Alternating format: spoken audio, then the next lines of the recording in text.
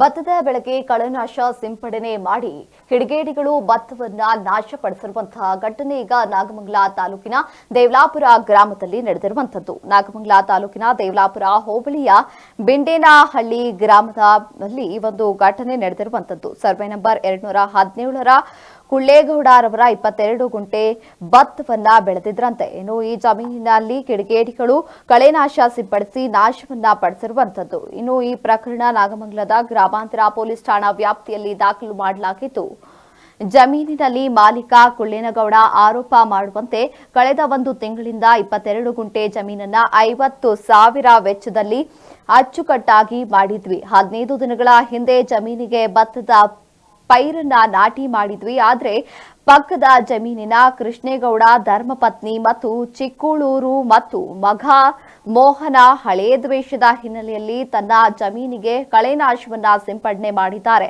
ಬೆಳೆಯನ್ನ ನಾಶ ಮಾಡಿದ್ದಾರೆ ಎಂದು ಆರೋಪವನ್ನ ಮಾಡ್ತಾ ಇದ್ದಾರೆ. ಇನ್ನು ಕುಳ್ಳೇಗೌಡ ಅವರ ಸಹೋದರ ಸುಬೇಗೌಡ ಅವರು ಮಾತನಾಡಿ, ಕಳೆನಾಶ ಸಿಂಪಡಣೆಯಿಂದ ಈ ಒಂದು ನಮ್ಮ ಬೆಳೆ ನಾಶ ಆಗಿರುವಂತದ್ದು. ಇವರು ಹಳೆ ದ್ವೇಷದ ಹಿನ್ನೆಲೆಯಲ್ಲಿ ಈ ರೀತಿಯಾಗಿ ನಮ್ಮ ಅಣ್ಣನ ಗದ್ದೆಗೆ ಸಿಂಪಡಣೆ ಮಾಡಿರುವಂತದ್ದು. ಇದರಿಂದಾಗಿ ನಮಗೆ ನಾಶ ಆಗಿದೆ ಅಂತ ಆಕ್ರೋಶವನ್ನ ಹೊರಹಾಕಿರುವಂತದ್ದು. ಯಾರು ಹೊಡೆದಿರೋದು? ಕೃಷ್ಣ ನಾವು ಬಂದು ಬೆಳೆ ಲಾಸ್ ಆಗಿದ್ದಕ್ಕೆ ನಾವು ತೋರ್ತಾ ಇದ್ದೋ. ಇವ್ರು ಬಂದು ಡೈರೆಕ್ಟ್ ಬಂದು ಇವರೇ ಹೊಡೆದ್ರು. ಮೊದಲು ಇವ್ರು ಹೊಡೆದ ನಾವು ಹೊಡೆದಾಡಿದ್ದೀವಿ.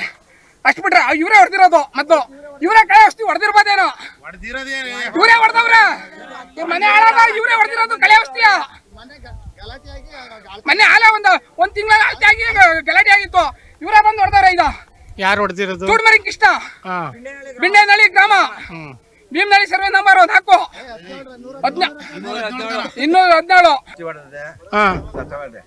ಕೃಷ್ಣೇಗೌಡ್ರೆ ಔಷಧಿ ಹೊಡೆದಿರೋದು. 20 ಸರ್ವೆ ಬಂದಿರು ಸರ್ವೆ ಬಂದ ಜಗಳ ಆಯ್ತು. ಕಲ್ಲು ನಡೆಸಲಿಲ್ಲ ಕಲ್ಲು ನಡೆಸ್ತದ ನಂತರ ನಾವು ಅವರು ಜಗಳ ಆಡ್ಕೊಂಡು ಹೊಂಟೋದ ಹೊಂಟೋದ್ಮೇಲೆ ಹೋಗಿ ತುಪ್ಪದ ಕಟ್ಟೆ ಇತ್ತು ಒಂದು. ನನ್ನ ಕುರಿ ನೀರು ತೋರ್ತವೆ ಅಂದ್ಬಿಟ್ಟು ಕಟ್ಟೆಗೆ ಔಷಧಿ ಹಾಕೋರು ಕಟ್ಟೆಯಲ್ಲಿ ಮೀನು ಮಿರ್ಚಿ ನನ್ನ 2 ಕುರಿನೂ ಸತ್ತೋದ